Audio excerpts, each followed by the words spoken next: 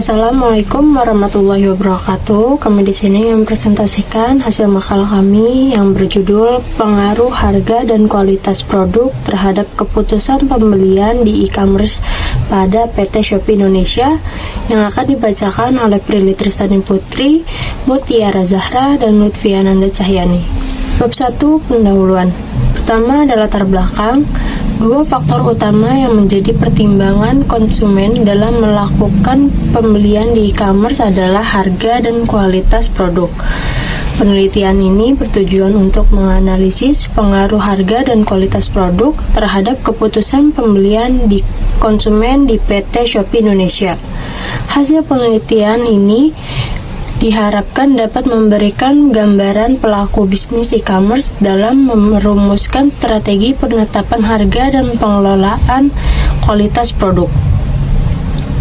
Oleh karena itu, filosofi dari penelitian ini yaitu keyakinan bahwa memahami perilaku konsumen adalah kunci keberhasilan bisnis, terutama di era digital yang kompetitif. 2. Rumusan masalah. Pertama, apakah harga dapat mempengaruhi keputusan pembelian di Shopee? Kedua, apakah kualitas produk dapat mempengaruhi keputusan pembelian di Shopee? Ketiga, bagaimana pengaruh antara harga dan kualitas produk dalam mempengaruhi keputusan pembelian di Shopee? Ketiga, tujuan penelitian. Pertama, untuk menganalisis pengaruh harga terhadap keputusan pembelian di Shopee. Kedua, menganalisis pengaruh kualitas produk terhadap keputusan pembelian di Shopee. Ketiga, menilai pengaruh antara harga dan kualitas produk dalam mempengaruhi keputusan pembelian di Shopee. 4. Manfaat penelitian. Penelitian ini memberikan kontribusi bagi literatur ilmiah di bidang pemasaran dan perilaku konsumen e-commerce, memberi wawasan bagi PT Shopee Indonesia dalam menyusun strategi harga dan kualitas produk yang efektif, serta membantu konsumen memahami faktor-faktor penting dalam belanja online sehingga dapat membuat keputusan pembelian yang lebih bijaksana dengan mempertimbangkan keseimbangan harga dan kualitas. Bab 2, landasan teori. 2.1, kajian teori. Pertama, ada pengertian e-commerce. E-commerce merupakan proses pembelian, penjualan, atau pertukaran barang, jasa, informasi melalui jaringan komputer termasuk internet. Kedua, pengertian harga. Harga adalah sejumlah uang yang dibebankan untuk sebuah produk atau jasa, atau jumlah nilai yang konsumen pertukarkan untuk mendapatkan manfaat dari memiliki atau menggunakan produk atau jasa. Ketiga, pengertian kualitas produk.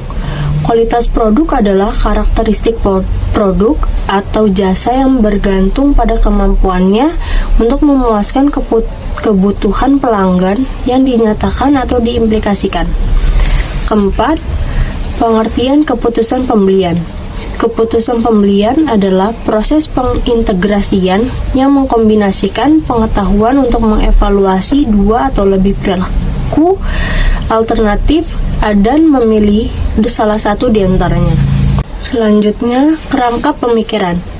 Berdasarkan landasan teori dan penelitian terdahulu, dapat digambarkan kerangka pemikiran sebagai berikut. Pertama, variabel independen. Ada harga sebagai X1 dan kualitas produk sebagai X2. Lalu variabel dependen, yaitu keputusan pembelian. Lalu hipotesis penelitian. H1 adalah harga berpengaruh signifikan terhadap keputusan pembelian di platform Shopee. H2, kualitas produk berpengaruh signifikan terhadap keputusan pembelian di platform Shopee. H3 adalah harga dan kualitas produk secara simultan berpengaruh signifikan terhadap keputusan pembelian di platform Shopee. Di sini saya akan melanjutkan presentasi dari rekan saya sebelumnya, yaitu saya akan membahas bab 3 tentang metodologi penelitian. Yang pertama adalah jenis dan pendekatan penelitian. Penelitian ini menggunakan jenis penelitian kuantitatif dengan pendekatan deskriptif dan eksplanatori. Yang kedua ada populasi dan sampel. Populasi dalam penelitian ini adalah seluruh konsumen yang pernah melakukan pembelian di e-commerce Shopee Indonesia. Yang kedua ada sampel. Sampel adalah bagian dari jumlah dan karakteristik yang dimiliki oleh populasi tersebut. Dari pengumpulan jawaban, populasi yang sudah dicari didapatkan sebanyak 45 responden. Untuk mengetahui banyaknya jumlah sampling, bisa mengikuti tabel di bawah ini yang ditentukan dengan rumus Solvin. Sampling yang dipilih bertoleransi 5%, yaitu 40 data responden yang akan dipilih secara acak untuk sampling. Lalu ada teknik pengumpulan data, yaitu kuesioner dan studi literatur. Kemudian ada teknik analisis data. Yang pertama, analisis deskriptif yang mencakup uji validitas dan uji reliabilitas. Yang kedua, ada uji asumsi klasik yang mencakup uji normalitas. Yang ketiga, ada analisis kuantitatif yang mencakup uji regresi linier berganda. Yang keempat, ada uji hipotesis yang mencakup uji T dan uji F. Lalu bab 4 yaitu hasil dan pembahasan yang mencakup karakteristik responden. Yang pertama, berdasarkan jenis kelamin, yaitu laki-laki 10 orang dan perempuan 30 orang dengan jumlah 40 orang. Yang kedua, berdasarkan usia, yaitu 15 sampai 25 tahun. Yang ketiga ada berdasarkan status untuk pelajar dan mahasiswa sebanyak 30 orang, pekerja 9 orang, dan lainnya 1 orang. Lalu kita akan masuk ke uji kualitas data, yaitu pertama ada uji validitas. Caranya dengan membandingkan antara R hitung dengan R tabel dengan tingkat kesalahan signifikan, yaitu 5%. Sedangkan nilai R tabel dalam penelitian ini dengan signifikasi 0,05 dan jumlah sampel 40, yaitu degree of freedom N dikurang 2, yaitu 40 dikurang 2 sama dengan 38. Jika R tabelnya adalah 0,05 berbanding 38, yang dihasilkan yaitu 0,3120.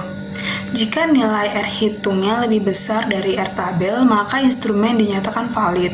Namun jika R hitungnya lebih kecil dari R tabel, maka instrumen dinyatakan tidak valid. Berdasarkan data di atas menunjukkan seluruh butir pertanyaan pada variabel harga atau X1, kualitas produk S2, dan keputusan pembelian Y, diperoleh nilai R hitung lebih besar daripada R tabel, yaitu 0,3120. Dengan demikian, maka semua item kuesioner dinyatakan valid dan memenuhi persyaratan untuk melanjutkan ke uji berikutnya. Untuk itu, kuesioner yang digunakan layak untuk diolah sebagai data penelitian. Yang kedua, ada uji reliabilitas. Berikut ini untuk ketentuannya, yaitu jika nilai Cornbatch alpha-nya lebih besar daripada 0,700, maka instrumen reliable. Namun, jika nilai Cornbatch alpha-nya lebih kecil daripada 0,700, maka instrumen tidak reliable. Berdasarkan data di atas menunjukkan bahwa variabel harga X1, kualitas produk S2, dan keputusan pembelian Y dinyatakan reliable. Hal ini dibuktikan dengan masing-masing variabel memiliki Cornbatch alpha lebih besar dari 0,700. Dengan demikian dapat disimpulkan bahwa instrumen yang digunakan sudah tepat. Lalu kemudian kita akan masuk ke uji asumsi klasik. Yang pertama ada uji normalitas. Dalam uji normalitas, nilai signifikannya adalah 0,05. Jika nilai signifikan lebih besar dari 0,05, maka data tersebut dapat dikatakan distribusi normal. Sebaliknya, jika nilai signifikasi kurang dari 0,05, maka data tidak terdistribusi dengan normal. Berdasarkan hasil pengujian di atas, diketahui bahwa uji normalitas menggunakan nilai signifikan yaitu sebesar 0,174 lebih besar daripada 0,05. Dengan demikian, sesuai dengan dasar pengambilan keputusan dalam uji normalitas, one sample Kolmogorov-Smirnov di atas, dapat disimpulkan bahwa data distribusi normal. Untuk materi selanjutnya akan disampaikan oleh rekan saya. Selanjutnya yang akan saya bahas adalah analisis kuantitatif, analisis regresi linear berganda. Pada tabel tersebut dapat dilihat, berdasarkan hasil perhitungan regresi pada pengujian di atas, maka dapat diperoleh persamaan regresi Y sama dengan 10,586, X1-nya positif 0,357, dan X2-nya positif 0,214. Dari persamaan di atas, maka dapat disimpulkan sebagai berikut. Nilai konstanta sebesar 10,586 diartikan bahwa jika variabel harga X1 dan kualitas produk X2 bernilai 0 konstanta, maka variabel keputusan pembelian Y bernilai sebesar 10,586 poin. Selanjutnya ada uji hipotesis. Yang pertama ada uji T. Dalam penelitian ini digunakan kriteria signifikannya itu 5% atau 0,05 dengan membandingkan antara nilai T hitung dengan T table, yaitu sebagai berikut. Jika nilai T hitung lebih kecil daripada T table, berarti HO diterima dan H1 ditolak. Dan sebaliknya, jika T hitung lebih besar daripada T table, maka HO ditolak dan H1 diterima. Adapun untuk menentukan besarnya nilai T table, dicari dengan menggunakan rumus sebagai berikut.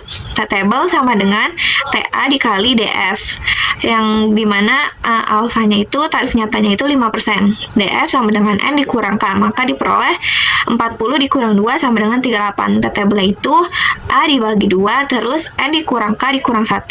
T table-nya 0,05 dibagi 2, terus 40 dikurang 2 dikurang 1. Hasil T table 0,025 dengan pencariannya 37, maka T table itu 2,026. Pada tabel pertama, dipengaruhi harga X1 terhadap keputusan pembelian Y dilihat dari tabel tersebut. Berdasarkan pada hasil pengujian pada tabel di atas, diperoleh nilai T hitung lebih besar daripada T table atau 4,104 lebih besar daripada 2,026. Hal tersebut juga diperkuat dengan p-value lebih kecil daripada signifikannya 0,05 atau 0 lebih kecil daripada 0,05. Dengan demikian, maka HO ditolak dan H1 diterima. Hal ini menunjukkan bahwa terdapat pengaruh yang signifikan antara harga terhadap keputusan pembelian. Selanjutnya yang B ada pengaruh kualitas produk X2 terhadap keputusan pembelian Y. Dapat dilihat pada tabel di samping. Berdasarkan pada hasil pengujian pada tabel tersebut diperoleh nilai T hitungnya itu lebih besar daripada T table atau 3,805 lebih besar daripada 2,026. Hal tersebut juga diperkuat dengan p-value-nya itu lebih kecil signifikan 0,05 atau 0,01 lebih kecil daripada 0,05. Hal ini menunjukkan bahwa terdapat pengaruh yang signifikan antara kualitas produk terhadap keputusan pembelian. Selanjutnya itu ada uji F. Dalam penelitian ini digunakan kriteria signifikannya itu 5% atau 0,05. Yaitu membandingkan antara nilai F hitung dengan F table dengan ketentuan sebagai berikut. Jika nilai F hitungnya lebih kecil daripada F table, maka HO diterima dan H3 ditolak. Sebaliknya, jika nilai F hitung lebih besar daripada F table, maka HO ditolak dan H3 diterima. Untuk menentukan besarnya F table dicari dengan ketentuan sebagai berikut. DF1 sama dengan K dikurang 1, yaitu 3 dikurang 1 hasilnya 2. DF2 itu dicari N dikurang K. 40 dikurang 3 sama dengan 37. Maka F table yang perlu dicari di urutan kedua pada nomor 37, yaitu 3,25. Selanjutnya pada tabel di atas, berdasarkan pada hasil pengujian di atas diperoleh nilai F hitungnya lebih besar daripada F table atau 9,204 lebih besar daripada 3,25. Hal tersebut juga diperkuat dengan nilai p-value-nya lebih kecil signifikan 0,05 atau 0,01 lebih kecil daripada 0,05. Dengan demikian, maka HO ditolak dan H3 diterima. Hal ini menunjukkan bahwa terdapat pengaruh yang positif dan signifikan secara simultan antara harga dan kualitas produk terhadap keputusan pembelian pada PT Shopee Indonesia. Selanjutnya adalah hasil dan pembahasan. Dari hasil penelitian yang menyatakan signifikan, maka dengan ini harga dan kualitas produk terhadap keputusan pembelian dapat dijadikan sebagai tolak ukur bagi PT Shopee Indonesia untuk meningkatkan kepuasan konsumen yang dapat dilakukan dengan meningkatkan harga yang sesuai dan terus-menerus berupaya meningkatkan kualitas dengan meningkatkan manfaat bagi konsumen baik berupa meningkatkan produk maupun pelayanan. Selanjutnya bab 5, kesimpulan dan saran. Kesimpulan pada makalah ini yaitu bahwa harga dan kualitas produk memiliki pengaruh signifikan terhadap keputusan pembelian konsumen di platform e-commerce Shopee Indonesia. Harga yang kompetitif dan sesuai dengan kualitas produk menjadi faktor penting yang mendorong konsumen untuk melakukan pembelian.